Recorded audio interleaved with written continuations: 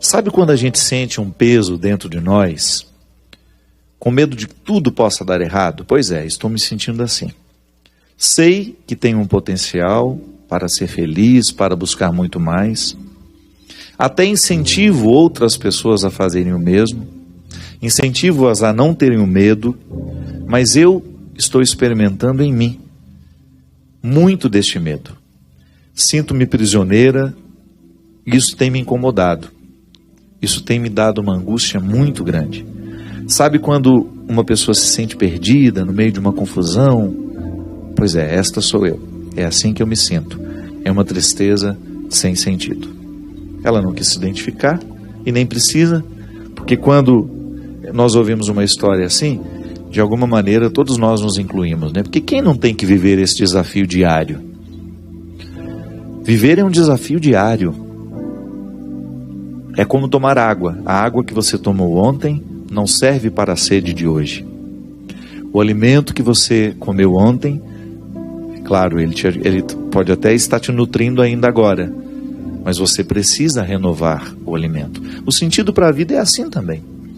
Viktor Frankl, um grande psicoterapeuta, escreveu sobre o sentido da vida a partir da reflexão cristã, porque ele era cristão.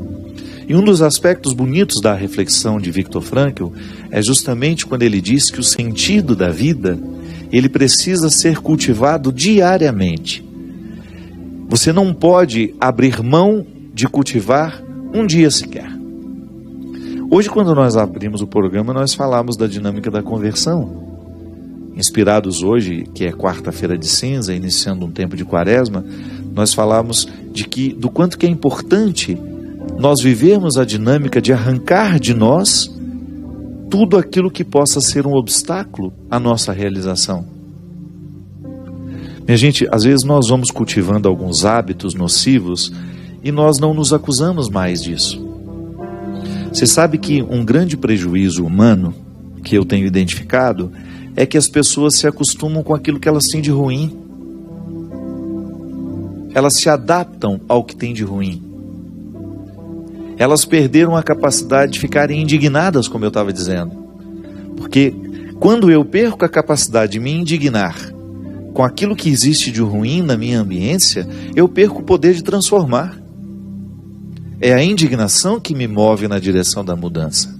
Se eu me acostumo com aquilo que é maléfico em mim, se eu me adapto ao meu ciúme, se eu me adapto à minha vaidade, se eu me adapto à minha inveja, à minha intolerância, esqueça. Você não pode esperar de mim uma transformação. E é por isso que eu preciso, volto a dizer, de pessoas que tenham o poder de me fazer enxergar as minhas adaptações.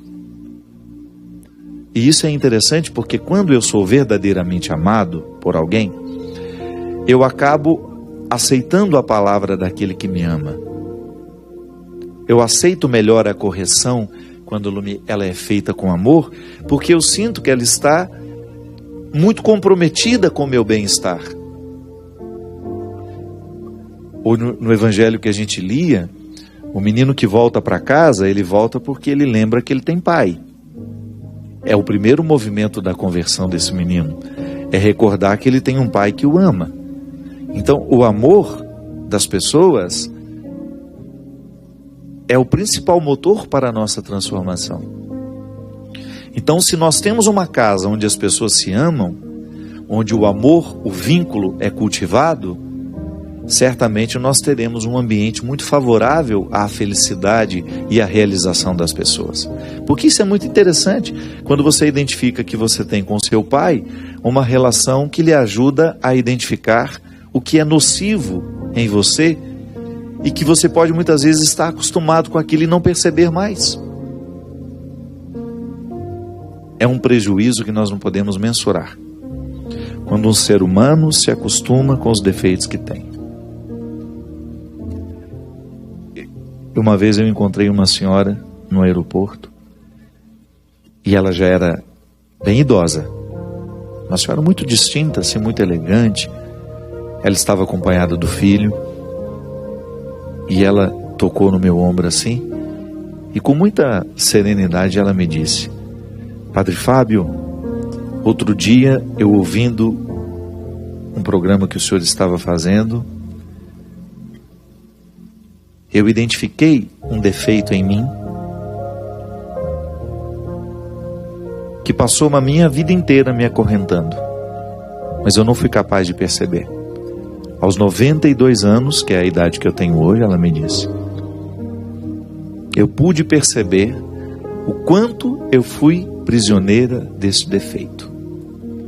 Eu não sei quanto tempo me resta, Padre Fábio, mas eu sei que naquele dia, o seu programa, a reflexão que o senhor fazia, iluminou a minha consciência de um jeito que é como se eu tivesse arrancado ele com a mão. E eu não me permiti mais viver conforme as regras daquele defeito. Eu achei interessante a confissão dela. Primeiro que eu me senti extremamente honrado de ter feito parte de um processo humano que eu julgo, pelo que eu percebi daquela senhora, uma mulher tão nobre, tão atenta a si mesma. Sabe quando você percebe que você participou do processo do outro? Sim, e agora pensando eu também. Quantas vezes eu me percebo vivendo sobre as regras dos meus defeitos? Porque quando eu passo a viver sobre as regras das minhas qualidades, eu fico mais leve para o outro, eu fico mais feliz, eu fico naturalmente mais interessante. Até para mim, não é para o outro não. O primeiro movimento que nós vivemos da conversão é a satisfação de ser quem a gente é. Que às vezes a gente fica pensando que a nossa conversão é para agradar a Deus. Para. Deus fica feliz à medida que nós estamos. Então quando eu quero corrigir um defeito meu, e para isso a igreja nos ensina a dinâmica dos sacrifícios, né? Eu vou fazer um sacrifício ao longo dessa quaresma. Tá, mas pelo amor de Deus, escolha alguma coisa que de fato vai repercutir na sua alma. Que às vezes, eu vou ficar sem comer chocolate. Ótimo, seu organismo vai agradecer. Agora eu quero saber qual é as repercussões que ele terá, que esse sacrifício terá na sua vida espiritual. Isso é interessante. Quando eu percebo que um sacrifício, um gesto de renúncia, vai me ajudar a quebrar o poder das regras dos defeitos. Porque um ser humano que vive adaptado aos seus defeitos, um ser humano que vive sob as regras dos seus defeitos, ele é insuportável. Ele é difícil no trabalho, ele é difícil dentro da família, ele é difícil nas relações amorosas que ele vai viver. Por quê? Porque ele é um porco espinho, né? Está sempre pronto para jogar os seus espinhos nos outros.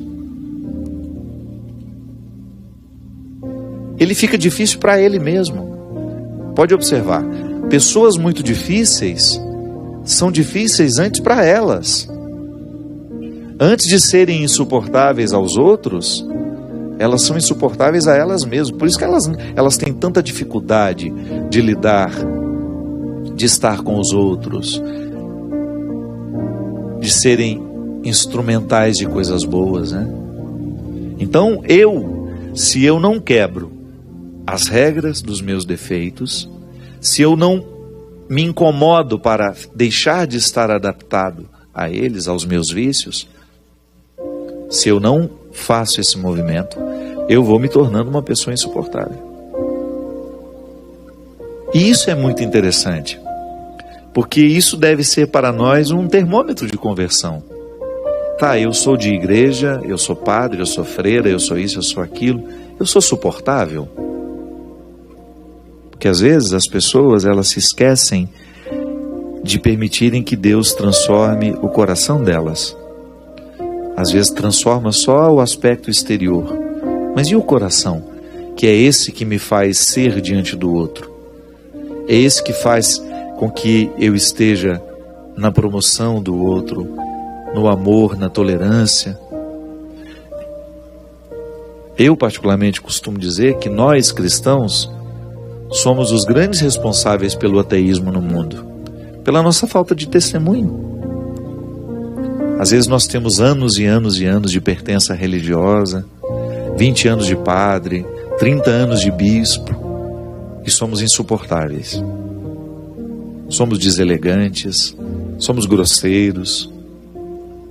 Eu não sei onde é que Deus está nessa história. Se o processo de Deus na nossa vida é justamente amansar o nosso coração, é fazer-nos quebrar as regras dos defeitos, é a gente deixar de estar adaptados ao mal. Eu, Padre Fábio, se eu me torno uma pessoa insuportável aos outros, eu preciso sim rever o quanto de Deus já aconteceu em mim. Que conversão é essa que não me torna uma pessoa mais leve para os outros? Que conversão é essa que não me arranca da arrogância? É o primeiro sinal, minha gente, de quem se diz religioso, porque é o fruto da espiritualidade em nós. Eu não me sentir melhor que ninguém, eu olhar nos olhos dos outros sem ter a pretensão de que sou melhor que eles, sabe? Se eu sou um bom chefe, não tem problema ser duro. O bom chefe costuma ser duro, exigente, mas nunca arrogante. Exigente, mas nunca intolerante. Exigente, mas não insuportável. Você sabe que uma vez, diante de uma dificuldade que eu estava tendo, um momento que eu estava vivendo difícil na vida, eu estava percebendo que a minha equipe tinha medo de mim. E nada pode ser pior do que isso. Uma coisa é a sua equipe ter respeito por você. Outra coisa é ela ter medo de você. Quando eu coloco medo nos outros, eu preciso rever com muita honestidade a minha conversão. Não posso compreender isso, sabe? Quando eu, no exercício de ser quem eu sou, eu distrato as pessoas, finjo que elas não existem.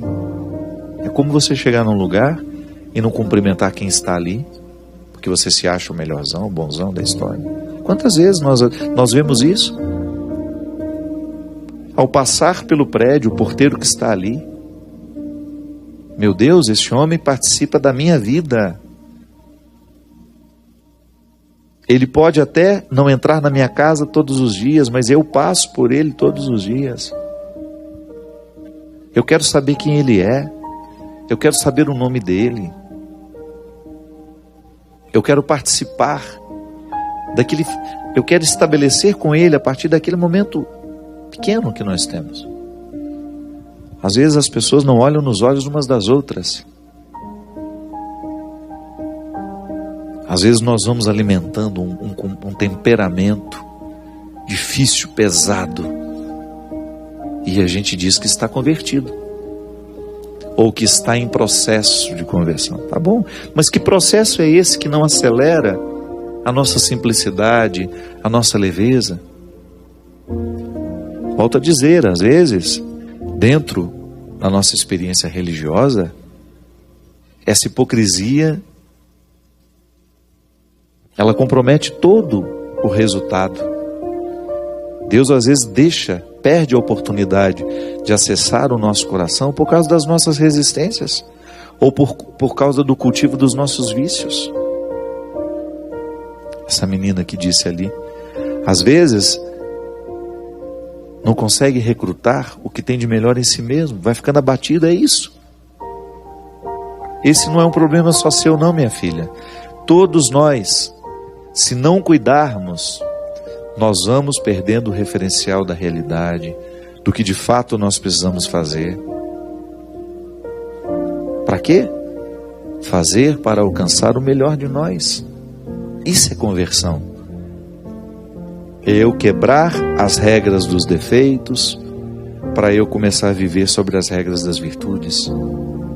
Eu ter a sensibilidade, a simplicidade de identificar os meus excessos, aquilo que me torna uma pessoa difícil, e começar a trabalhar. Quanto mais cedo eu começo a trabalhar isso, maior é o benefício. Porque é bom a gente viver a conversão. A gente fica mais agradável, a gente fica mais feliz, a gente fica mais realizado. E esse é o primeiro benefício da conversão. Então vamos viver essa quaresma assim, com essa preocupação. Eu quero mudar aquilo que em mim é insuportável, para mim e para os outros. Primeiro, porque eu mereço essa transformação. Segundo, porque os outros merecem. E eu estando na dinâmica deste merecimento, os outros também estando, Deus está. Porque Deus se alegra muito quando um filho reconhece o que nele ainda é empecilho para a sua realização. Deus se alegra profundamente toda vez que nós fazemos um movimento de cura, de restauração, de mudança de hábitos.